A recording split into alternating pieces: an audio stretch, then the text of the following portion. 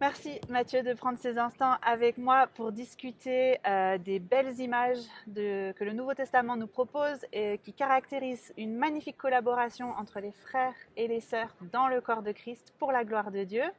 Je voudrais te poser des questions par rapport à des femmes qui auraient été particulièrement précieuses dans ta vie selon 3 relations qui nous sont décrites dans le Nouveau Testament. La première, c'est Eunice et Loïs qui ont transmis une foi fidèle à Timothée et que Paul reconnaît et dont il apprécie la qualité. Est-ce que dans ta vie, tu as eu une mère, une grand-mère, soit physique, soit spirituelle, qui t'ont transmis la foi? Tout à fait. Bah oui, je pense que celle qui me vient vraiment à l'esprit, c'est ma mère physique, biologique, donc donc je peux la nommer Agnès Sanders, qui a été vraiment avec mon père. J'ai eu la grâce de grandir dans un foyer chrétien, qui a été un exemple de foi forgée dans l'épreuve, de foi aussi toujours en questionnement, mais dans un questionnement fructueux. Et donc pour moi, c'est quelqu'un qui réfléchit beaucoup, qui lit beaucoup, qui se pose beaucoup de questions sur le rapport entre la foi, la culture, la société. Et donc tout ça, bien sûr, m'a forgé, m'a donné un exemple d'une foi qui interagit avec ce qui se passe autour de nous, qui interagit avec ce que nous lisons, ce que nous entendons, avec l'actualité. Et une foi qui tient bon même dans les tempêtes de la vie. Donc tout cela, je dirais, m'a été vraiment transmis par ma maman. Avec voilà, une belle complémentarité avec mon père, des profils différents, des personnalités différentes, mais l'un et l'autre, à leur manière, m'ont transmis des choses vraiment essentielles. Donc je suis très très reconnaissant pour ça.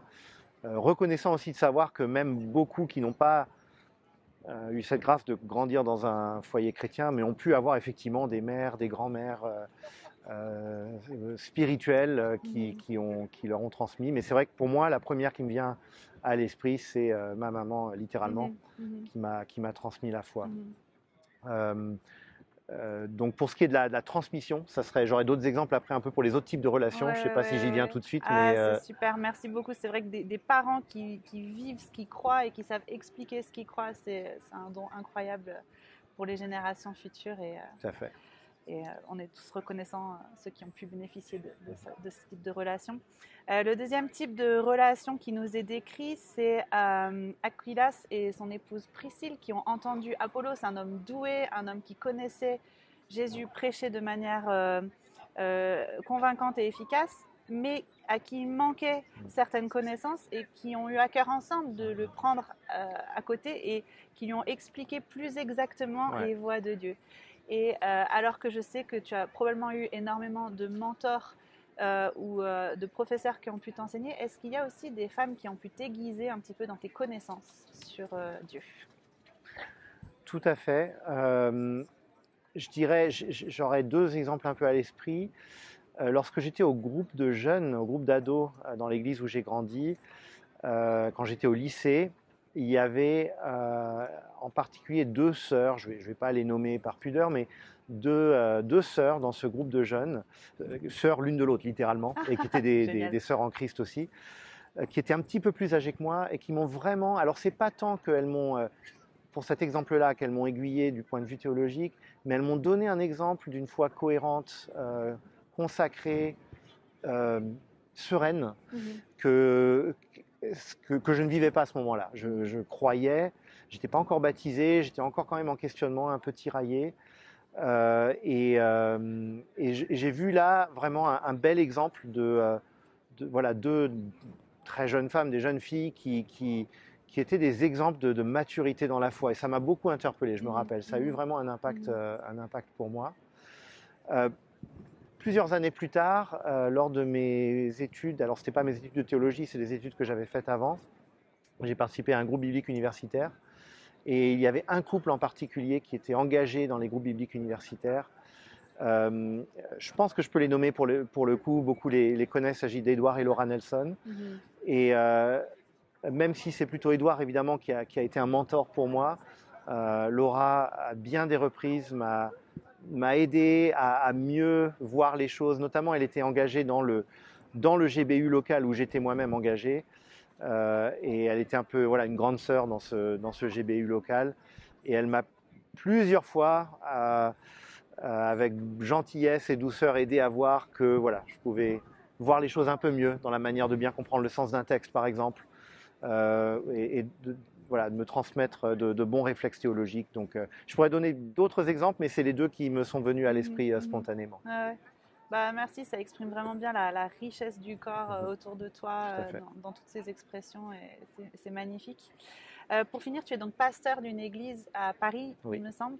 Et j'imagine que dans ton travail, tu as des fidèles collaboratrices, un peu comme celles que Paul peut nous nommer dans le Nouveau Testament, des Phoebé qui ont amené des messages et des dons, des Lydie qui ont eu des églises à la maison, même des Évodie et Saint-Tiche qui, malgré leurs disputes un peu connues, Paul les caractérise comme des collaboratrices précieuses.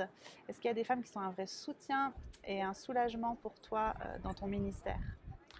Bien sûr, oui. Je dirais que dans notre Église, je trouve qu'il y a une belle, encore une fois, collaboration, complémentarité d'hommes et de femmes qui travaillent côte à côte pour le royaume de Dieu. Voilà, je ne vais peut-être pas trop citer les noms là en l'occurrence sans la permission des personnes, mais nous avons dans notre conseil d'église plusieurs femmes diacres ou diaconesses notamment qui sont très très précieuses dans la collaboration. Elles représentent aussi plusieurs générations et c'est beau de voir la continuité qu'il peut y avoir aussi dans l'accompagnement parfois spécifique des femmes dans l'Église. Et c'est toujours tellement précieux de pouvoir s'assurer que voilà, au sein du conseil de l'Église, il y a cette mixité aussi. Le conseil des anciens est un conseil constitué d'hommes, mais le conseil d'Église qui se réunit en fait plus souvent que le conseil d'anciens chez nous est mixte et ça apporte vraiment une richesse.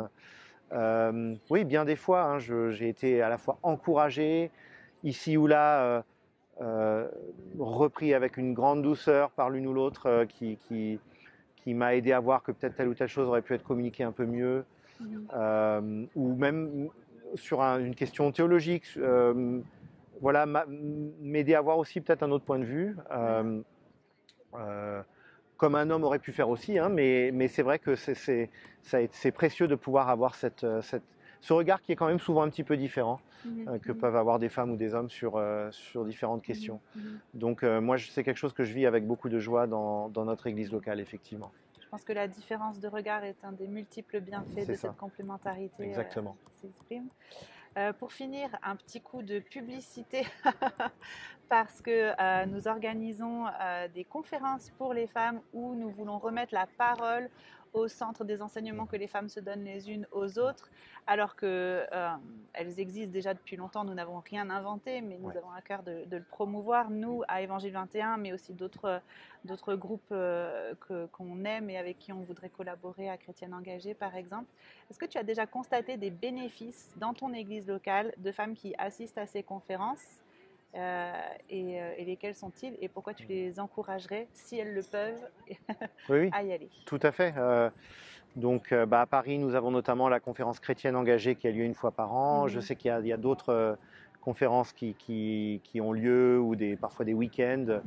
Et donc, même si évidemment ce ne sont pas toutes les femmes de notre église qui participent à ces événements, mais celles qui y participent en reviennent toujours ravies. Enfin, je n'ai pas encore vu d'exception.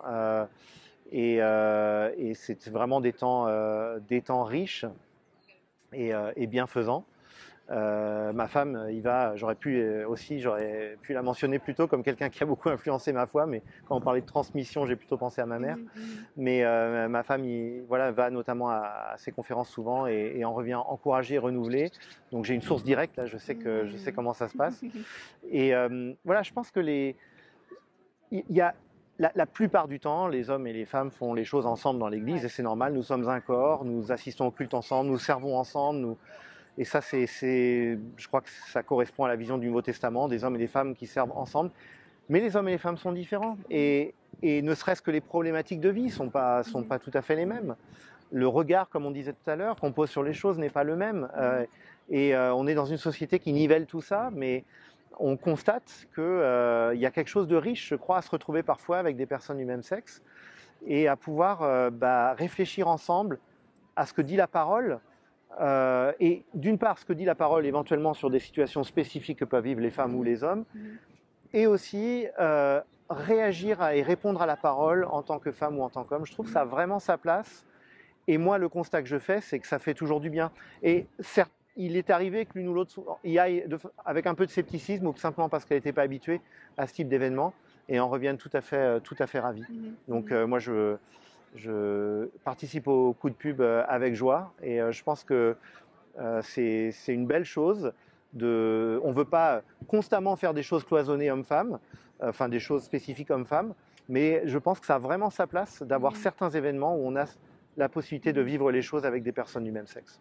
Ouais, je te remercie. Moi, c'est ce que je dis souvent. Les conférences pour les femmes ne sont pas nécessaires à la croissance et à la maturation des femmes dans l'Église, mais elles sont un beau cadeau et une belle cerise sur le gâteau. Amen. Merci beaucoup en tout cas d'avoir répondu à mes questions.